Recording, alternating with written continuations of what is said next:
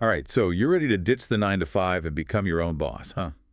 Well, starting a home service business might just be the perfect ticket. It's hot right now. Yeah, Everyone's always on the lookout for reliable folks to handle those odd jobs around the house. exactly. And to guide us on this deep dive, we're turning to the wisdom of Joe Ruggia.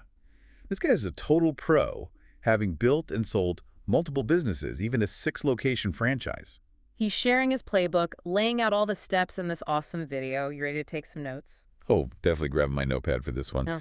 And one of the things that struck me right off the bat was Joe's emphasis on working smart, not just hard. Right. He even quotes Warren Buffett saying, it's not about how hard you row, it's about being in the right boat. So true. Love that analogy. So, step one, before we even pick up a hammer or a paintbrush, we need to choose the right service. Exactly. Joe calls this the triangle of success. And that first corner is all about niche selection. Basically, what are you good at, and is there a demand for it where you live? Makes sense. Like, you might be amazing at fixing vintage record players. But if you're living in a city full of Spotify streamers, you might struggle to find clients. Exactly. So Joe gives a great example with landscaping.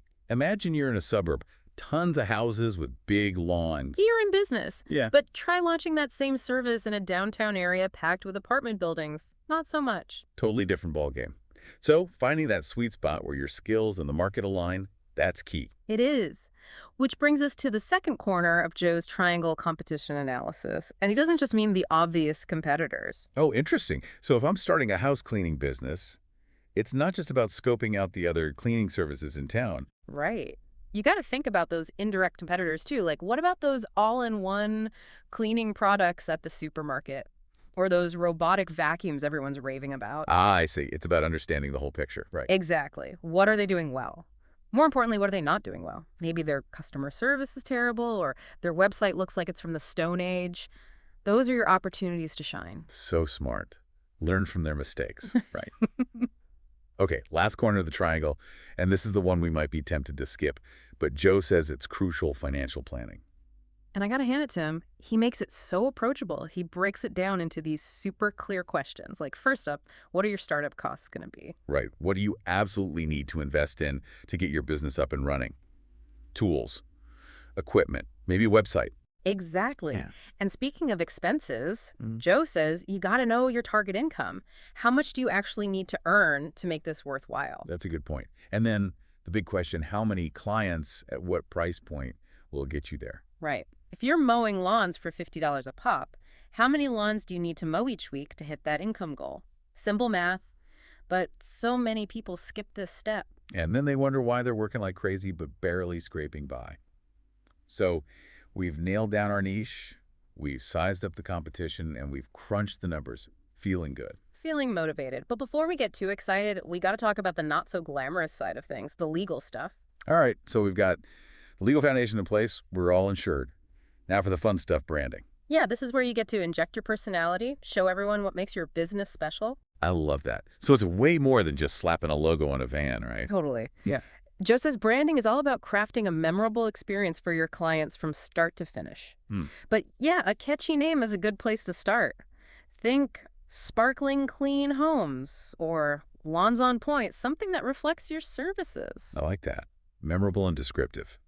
And, hey, maybe even a little fun. Exactly.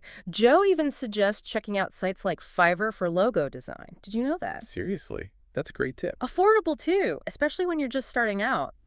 But once you got that logo down, Joe's big on consistency across the board. He really hammers that point home, doesn't he? For good reason. Think about it. Your website, your social media, even your invoices, it all needs to match. Okay, so like if my business cards look super sleek and modern, but then my website looks like it's stuck in the dial-up era. Exactly. It just screams unprofessional. Plus, that consistency helps build trust and makes you instantly recognizable. It's like a uniform shows you take your business seriously. Yeah. So we've got our brand, our look. What about a website? Is that really essential these days? Joe's a big advocate. He says in today's world, it's non-negotiable. Think of it as your online storefront. Your virtual shop window. Exactly. Potential clients can browse your services, see photos, read testimonials from happy customers. Get a feel for what you're all about before they even pick up the phone. And don't forget mobile friendliness. Yeah. No one wants to be squinting at tiny text on their Oh phone. my gosh, the worst. Okay, so we've got our website up and running. What about tools and equipment? Any advice on that front? Joe says invest in quality. Don't skimp on the things that directly impact the service you're providing. It might seem like an extra expense at first, but it pays off in the long run. Right, like that saying, a poor workman blames his tools. Exactly. And cheap tools lead to, well, cheap results and unhappy clients. So how about pricing? Have you thought about what you're going to charge? Ooh, that's a tough one. Yeah. Any tips from Joe? He says to do your research, see what your competitors are charging, then figure out your own pricing structure based on your costs, your experience, and the value you bring. Okay, so don't just undercut everyone to get clients. Right. You need to make a living too. Make sure your pricing allows you to cover those expenses and actually make a profit. That makes sense. Mm-hmm. Joe also talks a lot about communication with clients, right? Right. Absolutely. From that first inquiry to the final invoice, communication is key. Respond promptly, confirm appointments, provide updates, all that good stuff.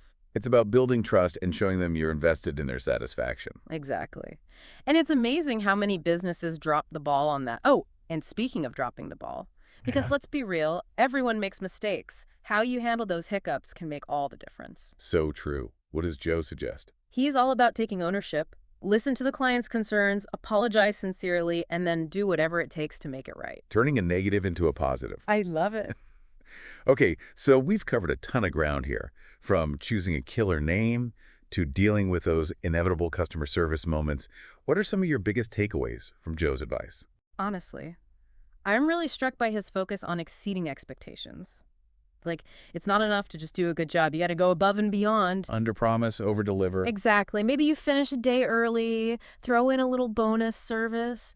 It's all about those small gestures that can really wow a client. Okay, I love that. Little touches go a long way. And what about communication throughout the entire process? Huge. And I'm not just talking about responding to those initial inquiries, although that's important too.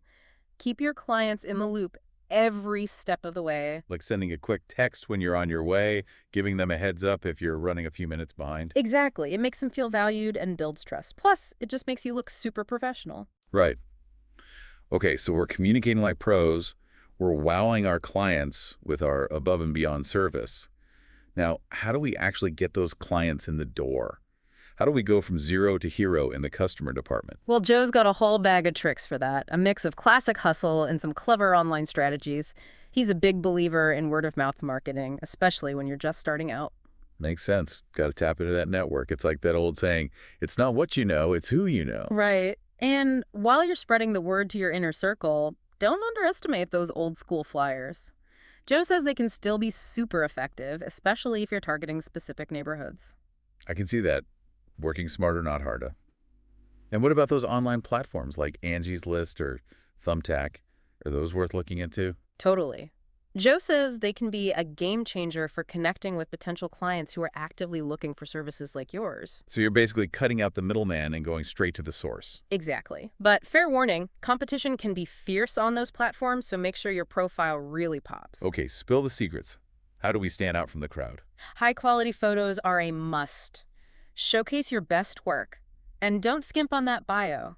Highlight your experience, your unique skills. Gotcha. So no blurry selfies with my toolbox. Definitely not. Oh, and testimonials. Those are gold. Having rave reviews from past clients can really make a difference. Social proof, it's everything these days. Okay, we've got word of mouth, flyers, online platforms. What about the social media game? Another must-do, according to Joe. But it's not just about posting a few pics and calling it a day. Oh, I know. It feels like you need a whole strategy for social media. You do. You got to create engaging content, maybe run some targeted ads, be active in local groups and forums. Basically become the mayor of our online community. Exactly. Be present, be helpful, show off your expertise, and those clients will start rolling in. Okay, so let's fast forward a bit. Our marketing is working. We're booking clients left and right. But how do we keep them coming back for more? Retention's got to be key. Absolutely. Joe's big on this. He says it's often those small, thoughtful gestures that make the biggest impact. So it's not enough to just, like, show up on time and do a decent job. We got to go above and beyond. Exactly. He loves the idea of under-promising and over-delivering. Maybe you finish the job a day early, or you throw in a little bonus service that wasn't included in the initial quote. Ooh, I like that. Everyone Ah. loves a bonus. What else? Communication, communication, communication. And I'm not just talking about responding to those initial inquiries, all of that's important too. Keep your clients in the loop every step of the way. Send them a quick text when you're on your way. Let them know if you're running a few minutes behind. It makes them feel valued, right? Like they're not just another job on your to-do list. Exactly, and it makes you look super professional. Speaking of which, let's talk about those moments when things don't go exactly according to plan. Because, let's be real, everyone makes mistakes. It's how you handle them that Oh, matters. for sure. I've definitely had my share of oops moments. What's Joe's take on dealing with complaints? He says, listen attentively, apologize sincerely, and then do everything in your power to make things right. Turn that negative experience into a positive one. I love that.